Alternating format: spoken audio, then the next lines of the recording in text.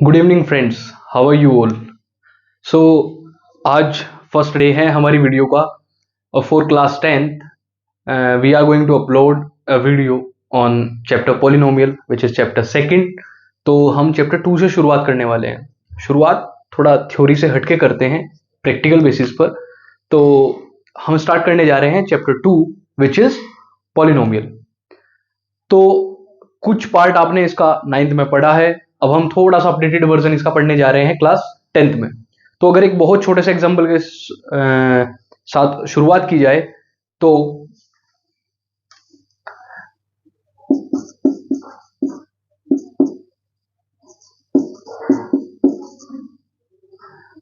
एक छोटा सा एग्जांपल लेते हैं। Let P x equals to a x plus B.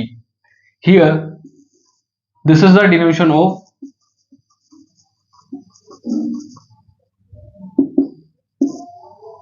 Polynomial. यहां पॉलिनोमियल जो है वो कुछ चीजों से मिलकर बनता है। जैसे इन टर्म्स को हमने अलग अलग चीजों में बांटा हुआ है। एक छोटा सा ओवरव्यू दे देता हूं, उसके बाद हम क्वेश्चंस पर आएंगे डायरेक्ट। जैसे this a is coefficient of x, this b is constant and this x is variable. तो यानी वेरिएबल, कोफिशिएंट्स और कांस्टेंट टर्म से मिलके क्या बना है आपका पॉलिनोमियल।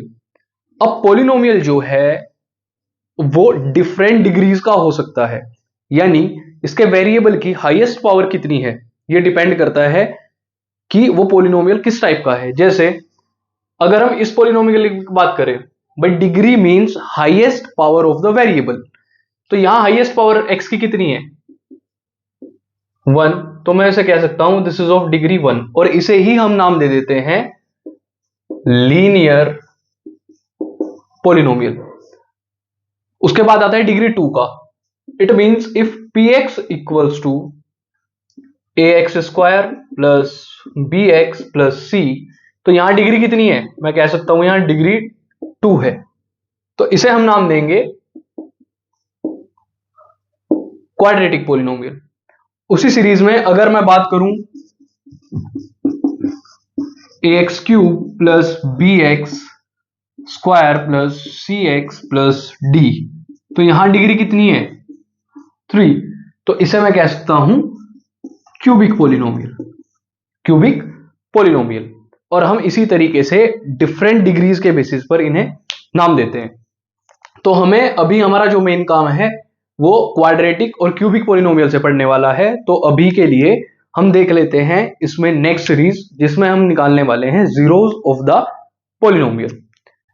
तो friends, zeros of the polynomial से हमारा मतलब है कि कोई भी अगर आपके पास एक गिवन पॉलिनोमियल है, like this is px equals to, let it say 3x plus 6।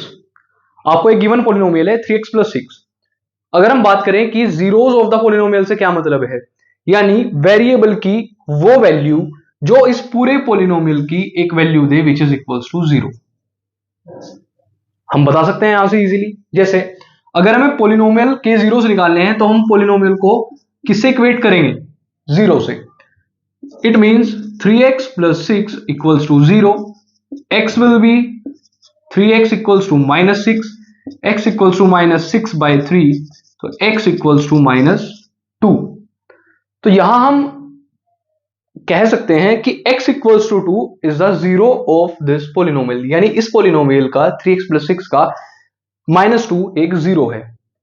मतलब हमारा कहने का है कि ये जो x इक्वल्स टू माइनस 2 है, अगर मैं वापस वेरिएबल में रखता हूं तो हमें एक क्या देगा 0। कंप्लीट इसका आंसर 0 आ जाएगा। अगर आप चाहें इसमें रख के देख सकते हैं 3 into x is minus 2 plus 6, ये हो जाएगा minus 6 plus 6 which is equals to 0।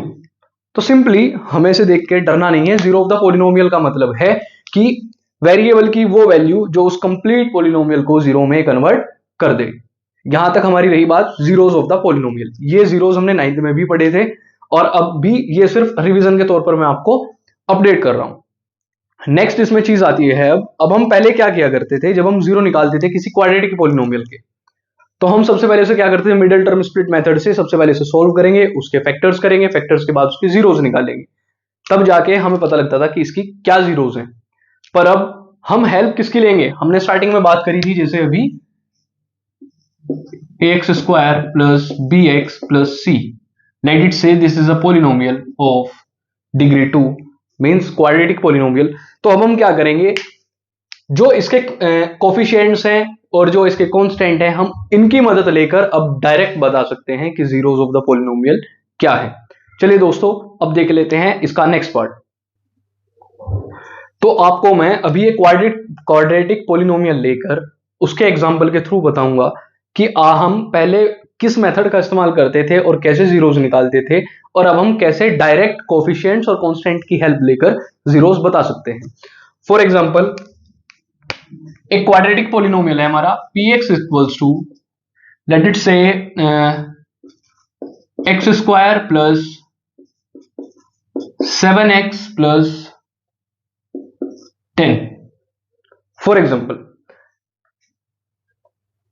अब जिसे मिडिल टर्म स्प्लिट मेथड में कंफ्यूजन है उन्हें बता देता हूं कि जो x का कोफिशिएंट है, हम अगर एक्स स्क्वायर की कोफिशिएंट की वैल्यू यहां 1 है, इस केस में हम अभी बात कर रहे हैं, तो हमें 7 को कुछ इस तरीके से ब्रेक करना है कि ब्रेक करने पर अगर मैं उसका एडिशन करूं या सब्ट्रैक्शन करूं तो वापस 7 आ जाए, और मल्टीप्लाई करूं तो 10 आ जाए। मैं साइड में लेके दिखा रहा हूं, 7 को मैं 5 into 2 कर सकता हूं, अगर मैंने ऐड करूंगा इट विल बिकम 7, और अगर 5 into 2 करेंगे तो ये 10 आ जाएगा। तो इसे लिखने का तरीका है x square plus 5 plus 2 x plus 10।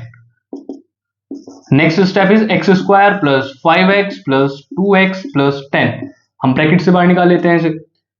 अब यहां से x कॉमन आएगा तो हमारे पास बचेगा x प्लस 5, प्लस यहां से अगर मैं 2 कॉमन लेता हूं, again x plus 5, it will become x plus 5 and x plus 2।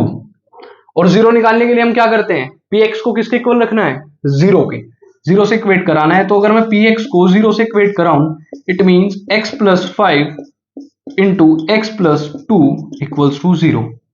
और ये बहुत ही छोटा सा कॉन्सेप्ट है जिसमें हमें बताया जाता है if a multiply b equals to 0, it means या तो उसमें a 0 रहा होगा या उसमें b 0 रहा होगा या फिर उसमें दोनों 0 रहे होंगे। अभी हम देख लेते हैं, x प्लस 5 इक्वल्स टू 0 और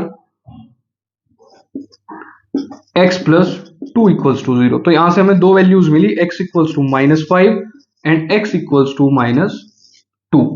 तो x equals to -5 and x equals to -2 ये दोनों ही इस पॉलिनोमियल के जीरोस हैं। यहां से इतनी चीज हमारी कंफर्म हुई। चलिए दोस्तों, अब हम बात कर लेते हैं इसमें अपने नेक्स्ट चीज की। तो इसमें हमारा जो नया कंसेप्ट है अब वो है sum of the zeros and product of the zeros. अब हमारे पास क्वाड्रेटिक इक्वेशन में दो जीरोस मिले हमें, मैं इसे मान लेता हूं alpha and this is beta. तो हम अभी सम एंड प्रोडक्ट को कुछ दो तरीके से डिफाइन करने वाले हैं, एक तो सिंपली यहां पर और एक कोफिशिएंट्स की मदद से। तो पहले यहां देख लेते हैं, मेरे पास अल्फा एंड बीटा कितना है अभी, alpha equals to -5 and beta equals to -2। तो sum of zeros means sum of zeros means alpha plus beta, और ये मेरा कितना आएगा -5 प्लस -2 विच इज -7। उसके बाद आती है हमारी प्रोडक्ट ऑफ जीरोस।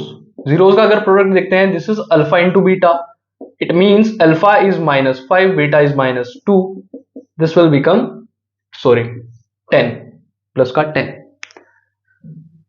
दोस्तों ये तो था हमारा डायरेक्ट बताने का तरीका कि सम ऑफ जीरोस क्या हो सकते हैं और प्रोडक्ट ऑफ जीरोस क्या हो सकते हैं।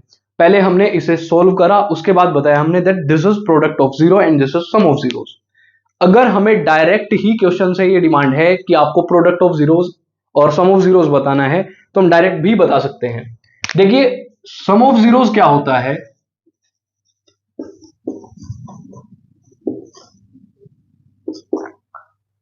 मैं डायरेक्ट लिख दे देता हूं पहले, सम ऑफ जीरोस इज माइनस का b अपॉन a। अब सिंपली समझने के लिए हम क्या कह सकते हैं, b बी क्या है हमारे यहां पर, कोफिशिएंट ऑफ एक्स, यानी coefficient of x divided by coefficient of x square और विद नेगेटिव साइन। ये क्या है हमारा, coefficient of x divided by coefficient of x square with negative sign. Fine. और प्रोडक्ट ऑफ जीरोस को हम direct क्या कह सकते हैं, प्रोडक्ट ऑफ जीरोस मेरा क्या हो जाएगा, c अपॉन a, यानी constant divided by coefficient of x square. अब हम डायरेक्ट देख लेते हैं, अभी हमने जो सम ऑफ जीरोस निकाले वो इसकी मदद से मुझे पता लगा कि -7 वैल्यू आनी है। फाइन। उसी तरीके से मेरा प्रोडक्ट इस वाली क्वाड्रेटिक इक्वेशन में आना था 10। अब हम देखते हैं इसकी हेल्प से। मेरी क्वाड्रेटिक इक्वेशन है x square plus 7x plus 10, यानी अगर मैं इसके अकॉर्डिंग देखूं तो मेरा सम कितना होना चाहिए, -b अपॉन a, यानी नेगेटिव साइन b कितना है हमारा, which is 7 divided by a is 1, तो यानी मेरी वैल्यू क्या आई, -7। और उसी तरीके से अगर मैं प्रोडक्ट देखता हूं दैट इज अल्फा बीटा की वैल्यू आनी चाहिए मेरी c अपॉन a, c की वैल्यू है हमारी 10 डिवाइडेड बाय 1 यानी 10। अब आप देख सकते हैं सिंपली कि जब हमने ये पूरा आपके मिडिल टर्म स्प्लिट लगा के दो जीरोस निकाले और उसके बाद मुझे प्रोडक्ट ऑफ जीरोस और सम ऑफ जीरोस मिले -7 और 10। यहां हमने डायरेक्ट बताया सिर्फ क्वाड्रेटिक इक्वेशन को देख के कि ऐसे हमारे सम ऑफ जीरोस मिल सकते हैं और ऐसे हमारे प्रोडक्ट ऑफ जीरोस मिल सकते हैं। सिंपली ये हमारी टेक्निक है सम ऑफ जीरोस और प्रोडक्ट ऑफ जीरोस को with middle term split method से निकालने की एंड डायरेक्ट निकालने की। अब दोस्तों इसमें नेक्स्ट चीज हम बात करने वाले हैं आज की वीडियो में, वो है कि अगर आपको प्रोडक्ट ऑफ जीरोस और सम ऑफ जीरोस की वैल्यू दे रखी है तो क्या ऐसा है कि आप वापस इक्वेशन फॉर्म कर सकते हैं।